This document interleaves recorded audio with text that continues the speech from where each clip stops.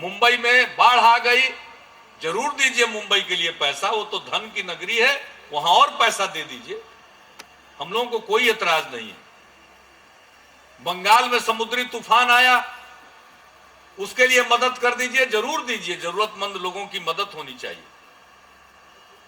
तमिलनाडु में सुनामी का प्रभाव हुआ, विशेष मदद दी गई, जरूर मदद मिलनी चाहिए, जहां भी जो पीड़ित है उसको मदद मिलनी चाहिए, लेकिन हम भी तो पीड़ित हैं। इस बिहार में कोसी नाम की आपदा हुई और उसके पहले 2007 में 22 जिले में बाढ़ आई, हम भी मदद के हकदार हैं। कोसी में सब कुछ ध्वस्त हुआ, प्रधानमंत्री जी आए 2008 में और उन्होंने कहा कोसी की आपदा राष्ट्रीय आपदा। हमने सोचा कुछ मदद मिलेगी, मदद मिलनी चाहिए। बुंदेलखंड को मदद मिलती है, जरूर मिले। तमिलनाडु को मदद मिलती है, जरूर मिले। मुंबई को मदद मिलती है, जरूर मिले। लेकिन बिहार भी मदद का हकदार है, बिहार को भी मदद मिलनी चाहिए, लेकिन नहीं दिया मदद। कोई बात नहीं, हम तो सिर्फ चाहते हैं बिहार को विशेष राज्य का दर्जा मिल जाए। अभी तक जो बिहार का काम हो रहा, विकास का काम हो रहा, सरकार निवेश कर रही है। यहां बेरोजगारी है, यहां कल कारखाने लग सकते हैं, लेकिन कौन लगाए? अगर विशेष राज्य का दर्जा मिलेगा तो टैक्स में रियायत मिलेगी और लोग अपनी पूंजी यहां लगाएंगे, क्योंकि अब सब पूंजी लगाना चाहता है, क्योंकि लोग समझ रहे हैं कि बिहार में अब पैसा लगाना सुरक्षित है, अब कोई तंग करने वाला नहीं। तो अगर विशेष राज्य का दर्जा मिल जाए तो बिहार में लोग पैसा लगाएंगे, बाहर के लोग पैसा लगाएंगे, लाखों लोगों के लिए, नौजवानों के लिए, नवयुवतियों के लिए रोजगार के नए अवसर पैदा होंगे, बिहार और आगे बढ़ेगा।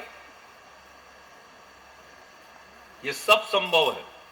आप संगठित रहिए, आप जगे रहिए, हम तो अपनी आवाज बुलंद करते रहेंगे। आपकी ताकत के बदौलत हम अपनी आवाज बुलंद करते रहेंगे, और तब तक हम आवाज बुलंद करते रहेंगे जब तक बिहार को उसका हक और उसका हिस्सा नहीं मिल जाता। और एक ही हम अपील करेंगे कि ये जो सद्भाव का माहौल है, इसको बनाए रखिए। हम बहुत संकुचित दायरे में कैद थे, जात और मजहब के दायरे में कैद थे। मैं तो छोटा आदमी हूं, मेरे कहने से जाति प्रथा समाप्त नहीं हो जाएगी, लेकिन मैं एक ही अपील करूंगा कि कुछ दिन के लिए जातीय पूर्वाग्रहों को त्यागिए और जातीय पहचान के बजाय बिहारी पहचान बनाइए। देखिए, बिहार का गौरवशाली इतिहास है। बिहार में क्या नहीं है? बक्सर, इतनी पौराणिक जगह, ऐतिहासिक जगह, इतनी समृद्ध, पौराणिक गाथाओं में तो चर्चा है ही ऋषि मुनियों की जगह। इतिहास में कितने युद्ध हुए हैं बक्सर में।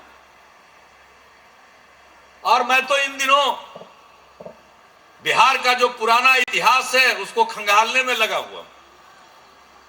जो भी पुरातात्विक महत्व के स्थल हैं वहां मैं जा रहा हूं। मैं तो हर जगह म्यूजियम में, संग्रहालय में देखता हूं बक्सर की बनी हुई मूर्तियों को, जो पकी हुई मिट्टी की मूर्ति है, कितनी कलात्मक मूर्तियां हैं। महिलाओं की मूर्ति, उनके बाल की सज्जा अद्भुत है। कितना विकसित था बक्सर के इलाके की कला, कितनी विकसित।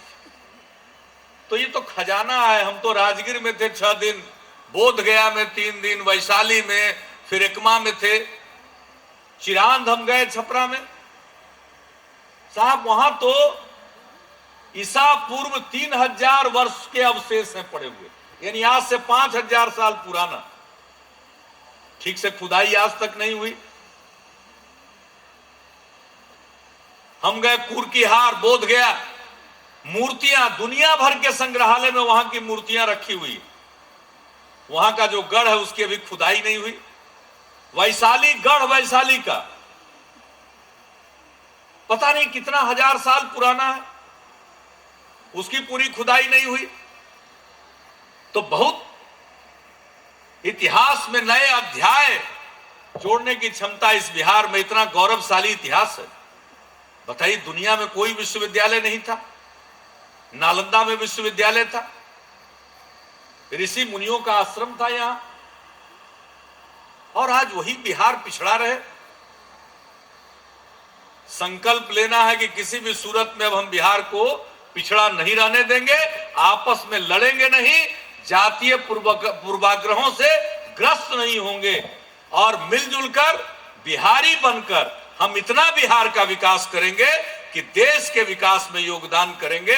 और बिहार बदल रहा, अब दुनिया के लोग इसको देख रहे हैं, तो इस बदलाव की धारा को मोड़ना नहीं है, इसको आगे बढ़ाना है, इसको और तेज करना है, इतना विकास करना है, इतना विकास करना है कि भारत चीन के आगे चला जाए। इस प्रकार का हमें बिहार का विकास करना है।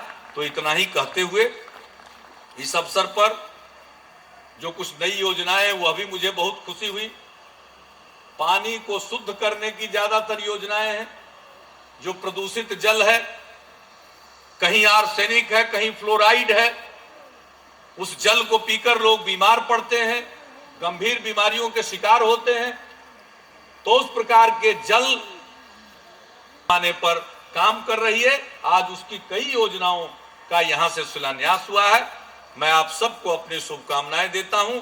हम सब मिलकर बिहार को नई ऊंचाइयों पर ले जाएंगे, बिहारी बनकर दिखाएंगे, और ऐसा बिहार बनाएंगे कि बिहारी कहलाना अपमान नहीं, बिहारी कहलाना शान का विषय होगा। इन्हीं शब्दों के साथ आप सबको धन्यवाद देते हुए, आयोजकों को धन्यवाद देते हुए और जिला प्रशासन को धन्यवाद देते हुए मैं अपनी वाणी को यहीं विराम देता हूं।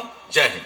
को मैं बक्सर जिले और बिहार के बक्सर जिले के खासकर नौजवानों के तरफ से मैं आपको हार्दिक प्रधानमंत्री जी को सम्मान करने के लिए